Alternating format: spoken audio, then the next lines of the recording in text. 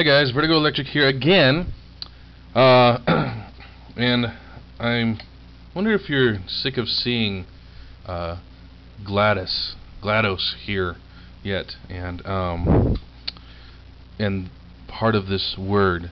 I'll show you my desktop. This says there really was a cake, little Aperture Science logo there, and then down here in the corner it says GLaDOS Aperture Science Enrichment Center, and then in the right corner it's got the portal valve and source logos with the rocket turret and his little sight laser thing, and there's GLaDOS. So anyway, alright, the point of this video, I did something like this before, but I'm going to do another one. I'm going to basically show you the beginnings of Fangame, like what I had before I had Fangame, and I'm not. It's not the Game Maker stuff. That was before. That's old, really old stuff. But I'm talking about stuff that I made with excuse me, Multimedia Fusion 2. So anyway, without further ado, I'm just going to go down this long list of files. I'm not going to be able to get this all done in one video. It's going to be kind of a series. This is part one. So, alright. I know you're sick of staring at that. Let me get something started. I ordered this. One more thing. I ordered this list of files. Let me just show you real quick. I'll bring it in here. Alright. You see all these files here? These little lightning bolt files. These are my a lot of old Fangame beta stuff. There's some other exe files thrown in here too, but the Fangame betas are what I'm going to be going through. So I'm going to start with this one. It's just the left-right test, and all this is Johnny's first steps.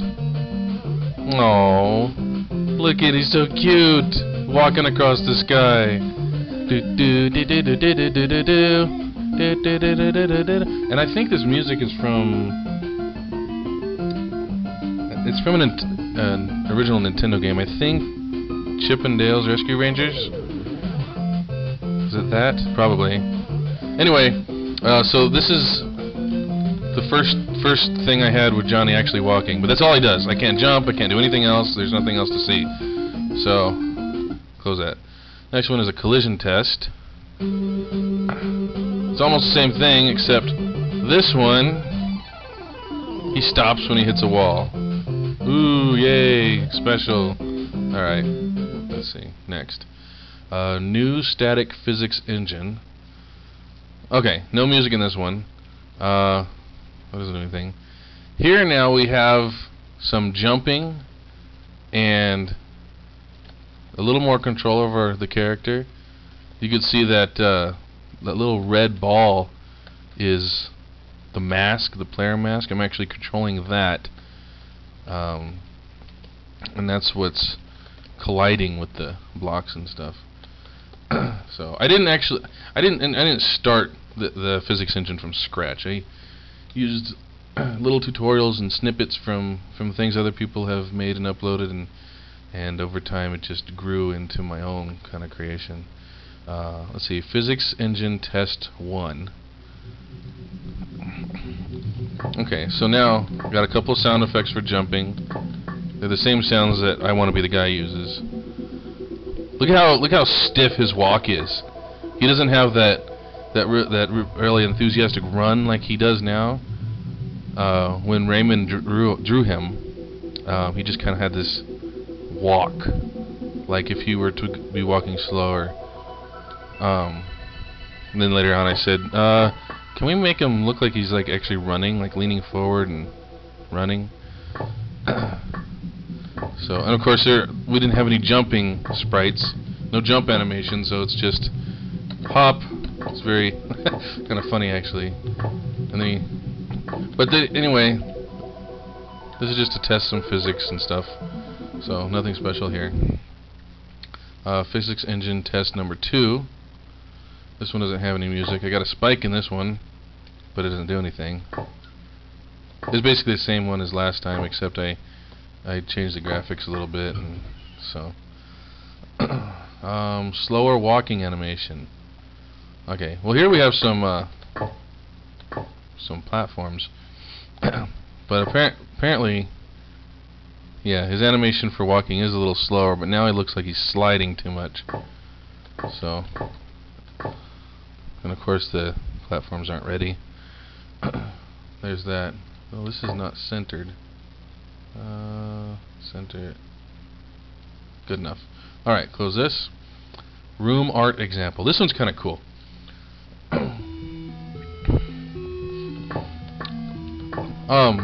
I had figured out that I could actually draw the level, like in Photoshop. I could just draw it, and there was a way for him to interact with it instead of using tiles. And even though this was really cool, I really liked being able to do this, it ended up being problematic because the entire level was one big image, and actually multiple images. It was multiple layers because you had the foreground layer, which was all the solid stuff that he's walking on and jumps on, and then there's all the background stuff, like all this fire looking stuff and all that. And I realized I was running into some problems having that. I don't know why, and I'm sure there's a workaround, but it's okay. I'm too far into development to change that now. I might make a level that's drawn like this, but that's fine. This is the same thing, except I threw something in there that can kill me. I'll show you.